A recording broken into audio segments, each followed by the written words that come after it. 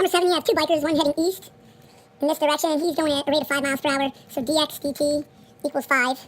And another biker going north, and his velocity is 12 miles per hour, so dy dt equals 12. Now I could set this up and do Pythagorean theorem, and then they want to find out what the distance between them is changing at after 3 hours. But everything's constant, so I'm just going to do Pythagorean theorem to find out what dc dt is. And we can do this. That's going to be 5 squared plus 12 squared. And if I enter it into the calculator, that's going to give me 13. For number 8, that was number 7. For number 8, let's take a look at it. Where's approximation of f of 3? If f of 3.1, f of 3 is 6. So this is going to be a recurring theme, I guess. For number 8, I'm going to say the integral from 3 to 3.1 of f prime of x equals f of 3.1 minus f of 3. And I know that f of 3 equals 6. I know that this equals 0.2377, so I don't even need this, actually. So this is 0.2377. So to find f of 3.1, all I have to do is add 6 to that, and that's going to give me 6.2377, or they rounded it, so choice A, 8. Average value of this function on the interval where g is greater than 8. So I'm going to have to do something average value, and something average value is going to be 1 over something, from something to something, times g of x dx. So I need to graph this and find out where it's greater than 0.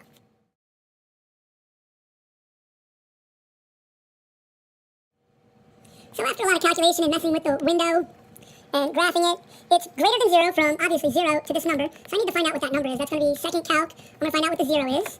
And it says left bound is negative 9. Oh, there it is. There's my Flufflepuff. So I'm going to hit enter for the left bound, and I'm going to go past it. Right bound, and it's going to give me 7.2. So the 0 is located at 7.2340692. So that's nice. My interval is going to be from 0 to that number, 7.2340692.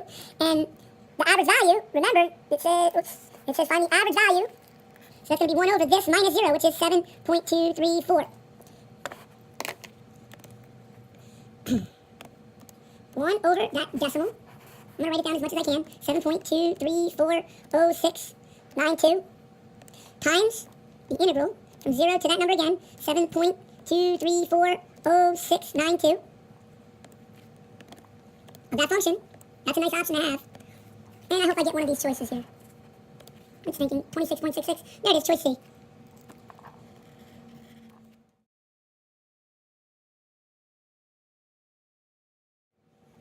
So there's my graph. I want to find out where they intersect. For number 10, what I did is I solved it for y, and that one was already y.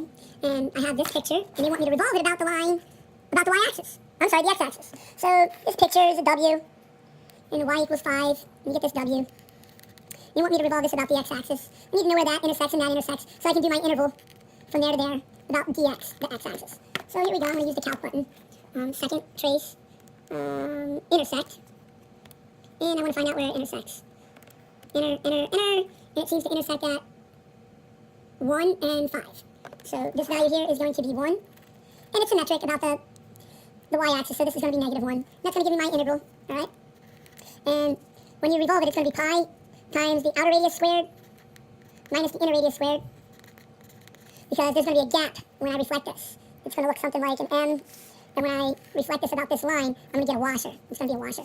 So I need the outer radius minus the inner radius from negative 1 to 1. And I can use the calculator. My y equals 5, I believe, was my second graph. So my outer radius is going to be from here to here, and that's y equals 5. So that's going to be my y2, and my inner radius is from here to here. That's going to be my y1, and I'm supposed to square each of those. So if I want to be nice about it and give you something to look at, it would technically be pi from negative 1 to 1 of the outer radius, which is 5. But that would be squared, minus the inner radius, which would be this monstrosity. And I'm just going to put in my y1 squared with respect to x. I'm going to use the calculator again. It's just a nice option, especially when it's calculator active. Pi, all my answers are in decimal form, so I'm going to use the pi button. Second pi, math 9, from negative 1 up to 1. I could use from 0 to 1 and then doubled it, but I don't mind. So 5 squared, I'm just going to type in as 25, minus y1. I'm going to square that with respect to x, and it should give me the answer, 98.6. And there it is, choice D. Number 11, it looks like the fundamental theorem of calculus. I'm doing it from 2 to x squared. So g of x is the derivative of f of x. So g of x is going to equal sine, and I plug that x squared in for t, x squared but I have to take the derivative of x squared and put that out front.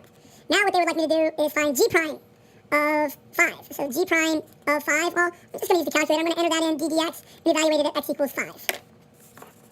ddx, that's math 8 of x, and then here it comes 2x. Don't forget I got that by using the chain rule from FTC. 2x sine x squared, not sine squared x squared in this case, at 5. And let's see if this answer matches any of those. 98.54. I guess they messed up on there, but that's the closest one. Number 11 is choice. Number 12, they want a point of inflection, so this is f. And let's take a look at this. I'm always big on this. So the point of inflection on f is going to be where it's a local min or a max on f prime, or a 0 of f double prime. So I'm going to go at it with both barrels. I'm going to graph that equation. I'm going to clear that out. And I'm just going to graph 2 sine x plus 4x. That's the equation. Hard to see, it's not focused. 2 sine x plus 4x.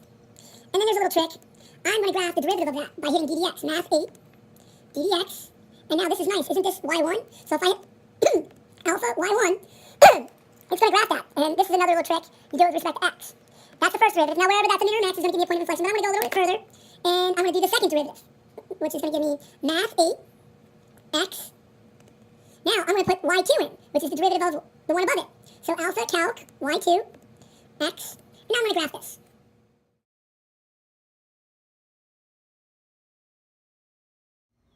Now I could have played around with my window a little bit better, but that's okay.